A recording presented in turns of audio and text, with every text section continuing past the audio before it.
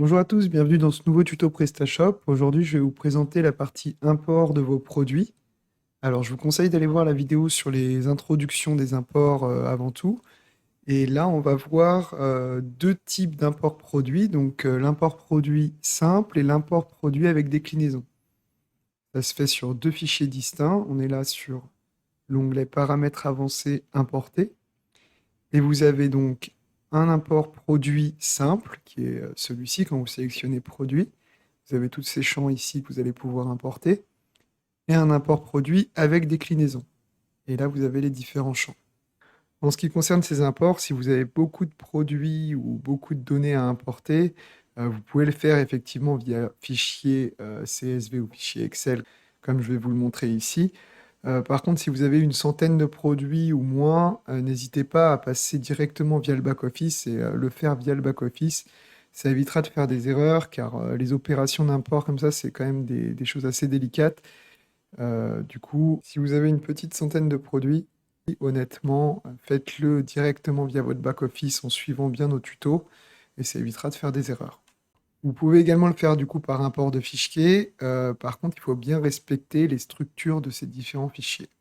Alors, il faut savoir qu'il y a des fichiers exemples pour les deux cas, qu'on retrouve ici, qu'on peut télécharger. Je vais vous les montrer rapidement. Voilà, donc là, on est sur le fichier d'import produit simple. Donc, vous voyez que chaque colonne va correspondre à un champ à importer et chaque ligne va correspondre à un produit à importer. Et là, on a le fichier d'import des produits avec déclinaison, d'import des déclinaisons en fait des produits. Et ici, pareil, vous avez chaque colonne pour un champ et chaque ligne va correspondre à une déclinaison de produit. Alors pour faciliter les choses, nous on a créé un fichier Excel qui permet de remplir automatiquement certains champs et en fait sur lequel vous allez pouvoir insérer vos produits simples et également vos produits déclinés. Ensuite, à l'aide du filtre, vous allez pouvoir facilement faire votre import des produits déclinés et des produits simples. Alors au niveau de ces produits simples et ces produits déclinés, je vous conseille d'aller voir les vidéos dédiées pour bien comprendre à quoi ça correspond. Si vous voulez faire un import de produits simples, donc vous vous placez ici dans Importer produits, vous allez télécharger le fichier qu'on va voir et ensuite mettre les configurations pour les langues et les séparateurs. Ensuite, vous avez différents champs ici que vous pouvez configurer. Donc, vous pouvez décider de supprimer l'ensemble des produits avant l'import. Ça va vraiment supprimer tous les produits. Vous allez avoir un petit message de rappel avant pour confirmer si vous voulez les supprimer ou non. Ici, vous pouvez utiliser la référence du produit comme clé. Donc, nous, on conseille de le faire car en fait, avec notre fichier et afin d'importer ensuite les déclinaisons, il va falloir utiliser la référence du produit comme clé unique. Donc, vous allez devoir insérer une référence unique, c'est-à-dire une différente pour chacun des produits, et ainsi utiliser cette référence comme clé. Si vous mettez non ici, ça va utiliser l'ID du produit comme clé.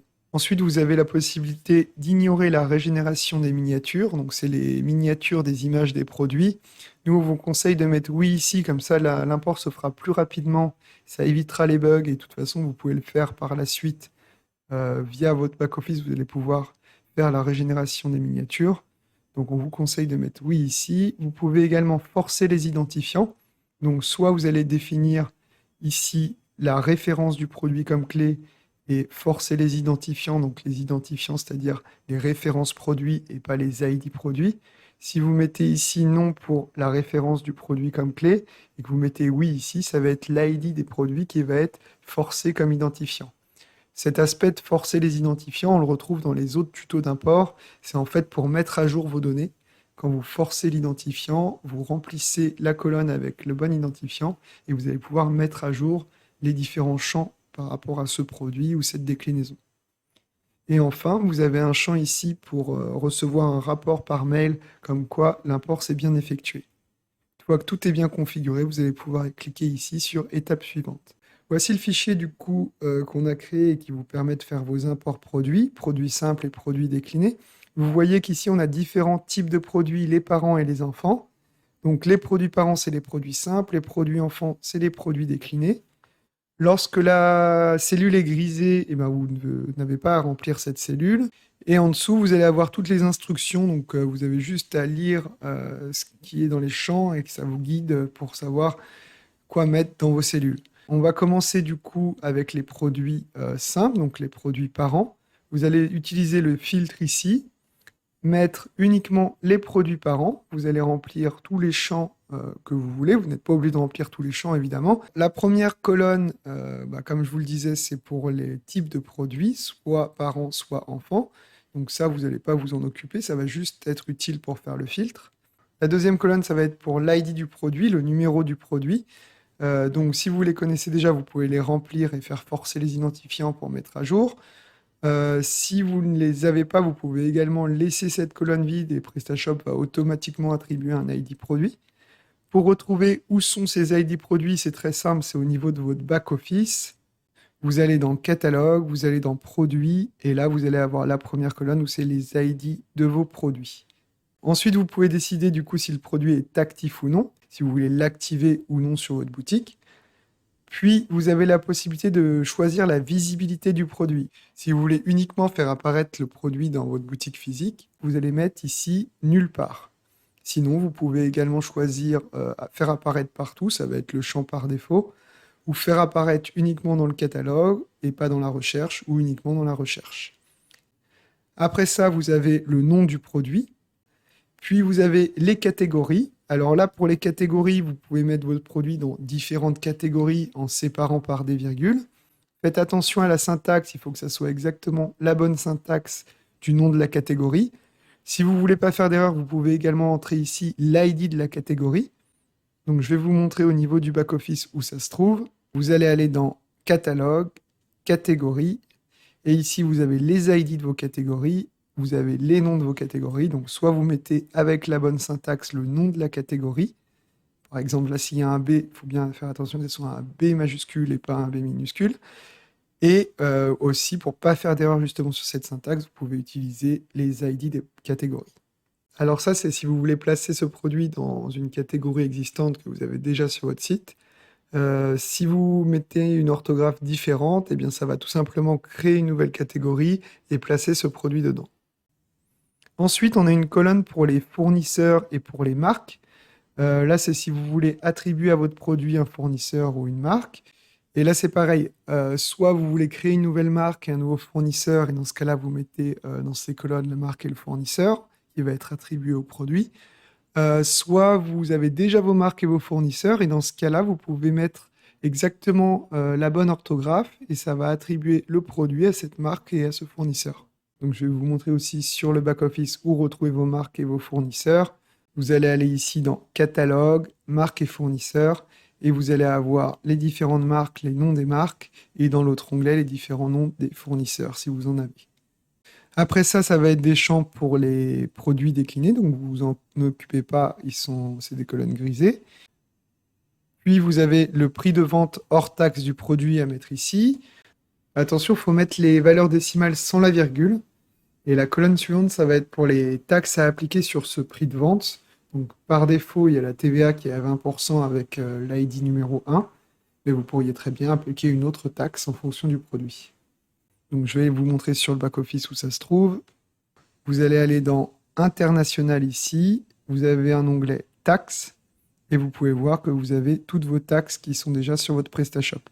Par défaut, ça va appliquer la numéro 1, donc de 20%. Ensuite, on a la colonne pour les quantités du produit. Donc, vous mettez votre stock ici. Il arrive très souvent que vous n'ayez pas encore les stocks pour vos produits. Donc, vous pouvez faire votre import en 2 temps, sans prendre en compte dans un premier temps cette colonne pour les quantités, puis refaire un import avec la mise à jour, donc en faisant bien forcer les identifiants et en prenant uniquement cette colonne avec l'identifiant. Je reviens de toute façon en fin de vidéo sur un exemple en multiboutique où on fait l'import de ces quantités en 2 temps. Après ça, on a le prix d'achat, puis la référence du produit. La référence, il faut que ça soit une référence différente à chaque fois si vous utilisez la référence comme clé unique, comme je vous l'ai montré tout à l'heure.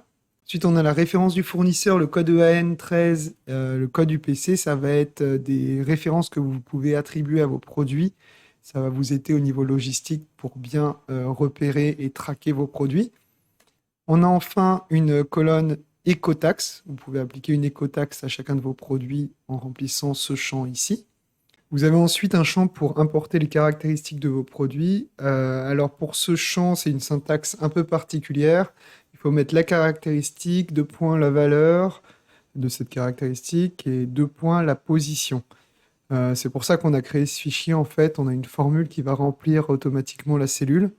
Donc ici, vous mettez le nom de la caractéristique. Ici, vous allez mettre la valeur de la caractéristique. Puis vous avez une colonne pour la position de la caractéristique.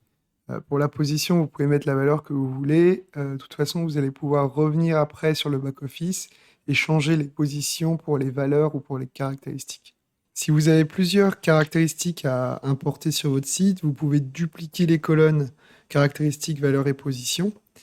Là, vous allez pouvoir entrer votre nouvelle caractéristique. Faites bien attention par contre à changer la formule. Donc vous allez sur la formule, il faudra séparer cette fois par une virgule. Vous reprenez les termes de la formule ici.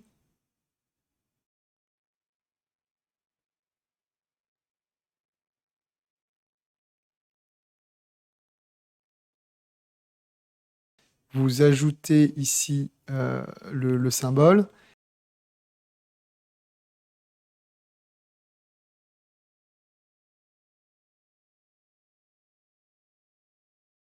Et ensuite, vous ciblez bien les différentes cellules pour votre deuxième caractéristique.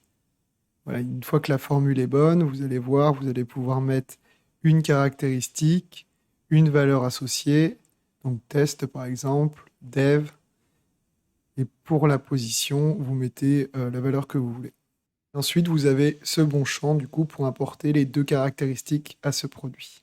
Ensuite, vous avez la colonne pour l'image du produit. Donc là, tout comme pour les catégories, vous pouvez copier-coller le lien de votre fournisseur d'images ici, l'URL. Le souci avec cette méthode, c'est que ça risque d'alourdir et donc de ralentir votre import et potentiellement donc de créer des bugs. Autrement, vous pouvez le faire par FTP. Par contre, il faut savoir utiliser votre FTP et faire attention à où placer les images et à bien respecter la syntaxe. Vous pouvez créer par exemple un dossier image, comme je l'ai fait ici à la racine de votre site, et ensuite vous uploadez vos images dans ce dossier. Et ensuite, quand vous revenez sur votre fichier, vous allez bien rentrer la syntaxe de l'URL avec le bon chemin, en mettant bien /image pour le nom du dossier que vous avez créé à la racine de votre site. Donc moi là j'ai mis image, mais vous pouvez mettre le nom que vous voulez. / le nom de l'image, .jpeg si le format est en JPEG. Tous les champs suivants, vous pouvez vous référer à la vidéo de paramétrage avancé de vos produits. Nous, on vous conseille d'entrer directement via le back-office tous ces champs. Si vous voulez quand même le faire par import, vous avez toutes les indications ici dans notre fichier. Vous avez enfin une colonne importante, mais uniquement pour le multiboutique, qui est l'ID du nom du magasin. Je reviendrai dessus en fin de vidéo pour les personnes qui sont en multiboutique. Ici, vous avez trois colonnes pour les PrestaShop 1.6. Il y a une fonctionnalité qui est la gestion avancée des stocks. Donc, vous pouvez également la gérer via un port ici.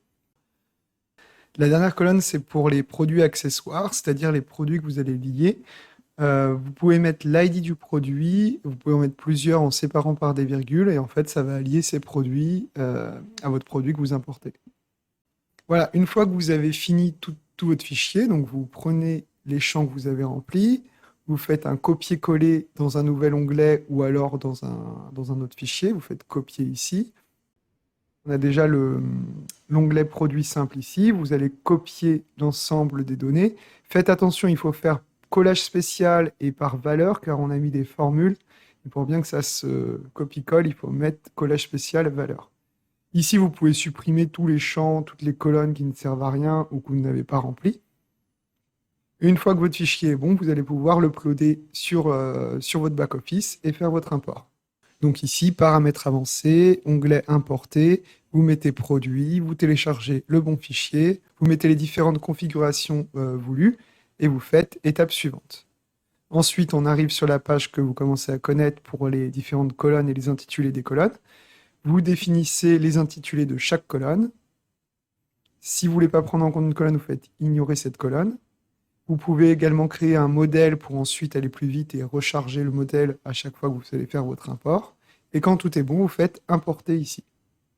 Une fois que vous avez fini votre import de produits simples, vous pouvez également importer vos produits avec déclinaison si vous en avez. Donc on se retrouve à nouveau sur ce fichier où vous allez cette fois filtrer pour avoir uniquement les produits enfants qui apparaissent. Ici, on va voir colonne par colonne, pareil, les champs disponibles lors de l'import. Vous avez ici le numéro du produit, c'est en fait l'ID du produit simple correspondant. Ici, vous avez des champs grisés parce que ça va reprendre au final les valeurs qui sont pour le produit simple correspondant. Vous pouvez définir une déclinaison par défaut. Donc, vous mettez 1 pour la déclinaison qui sera la déclinaison par défaut, c'est-à-dire celle qui va apparaître en premier lorsque l'utilisateur va aller sur votre produit décliné. Et ensuite, les champs suivants vont être justement pour la déclinaison. Donc, lorsqu'on fait un import de produits déclinés, comme pour les caractéristiques, en fait, c'est cette syntaxe-là qu'il faut respecter. Couleur, de point, color, de point, 0. Et après, si vous avez un autre attribut, taille, de point, select, de point, 1. Ensuite, ici, pareil, c'est cette colonne en fait qui va être importée pour les valeurs des déclinaisons. Alors, je vous explique un petit peu cette formule. Vous avez d'abord l'attribut en question. Vous allez devoir rentrer ici. Cet attribut, vous le retrouvez dans votre back-office, donc dans catalogue, attributs et caractéristiques. Et ici, vous avez vos différents attributs.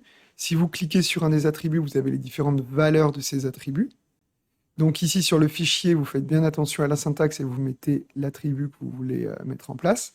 Le type de sélection pour l'utilisateur, ça va être, si c'est une couleur, il va pouvoir définir une couleur sur un panel de couleurs. Si c'est Select, ça va être un menu déroulant. Et Radio, ça va être un bouton radio. Donc vous définissez également le type de sélection pour l'utilisateur. Ici, on en a mis un deuxième. Donc l'attribut numéro 2, ça serait la taille, par exemple, en menu déroulant, et donc en position 1. Ce qui va nous donner au final ce champ à importer, qui va se remplir automatiquement grâce à notre fichier et à notre formule, donnant comme attribut couleur et taille. Donc pour ce produit en question, il va être décliné en fonction des tailles et en fonction des couleurs du produit. Après, sur le même principe, on a la valeur des attributs. Donc on a valeur numéro 1, on a la position de cette valeur, valeur numéro 2, et on a la position de cette valeur. Donc ici, ça va automatiquement générer ce champ qui va être importé. Et là, concrètement, pour ce produit, on va avoir une déclinaison du produit en taille S et en couleur noire. Et ensuite, une déclinaison du produit en couleur noire et en taille M, en couleur bleue en taille M, en couleur bleue en taille L, en couleur rouge en taille XL. Au niveau en fait de ces attributs, comme vous avez pu le voir, c'est exactement pareil que pour les caractéristiques. Donc si vous avez des attributs en plus à ajouter, eh bien vous dupliquez les colonnes et vous faites attention à la formule. Et si vous avez des attributs à supprimer, enfin si vous avez moins d'attributs, vous supprimez les colonnes et vous faites également attention à la formule. Et pareil, une petite précision pour la position de ces attributs et de ces valeurs. Vous pouvez mettre la valeur que vous voulez ici, 0 ou 1. Et votre position en fait pour les valeurs et pour les attributs, vous allez la gérer par la suite via votre back-office. Après votre import fait, vous allez pouvoir retourner dans attributs et caractéristiques et là modifier les positions pour ces attributs ou pour ces valeurs. Ensuite, on a le prix de vente hors taxe. Donc cette fois, il faut mettre une valeur qui va influer sur le prix du produit simple. Si vous aviez mis 10 € et que vous voulez que cette déclinaison soit 2 € plus chère, vous allez mettre 2 ici. Si c'est une valeur décimale, vous ne mettez pas de virgule, c'est séparé par un point. Et si vous voulez que ça soit moins 2 €, bah, vous allez faire moins 2 ici. Ensuite, vous allez avoir la colonne quantité et la colonne prix d'achat. Donc pareil, quantité, vous allez en fait appliquer une quantité spécifique à cette déclinaison de produit.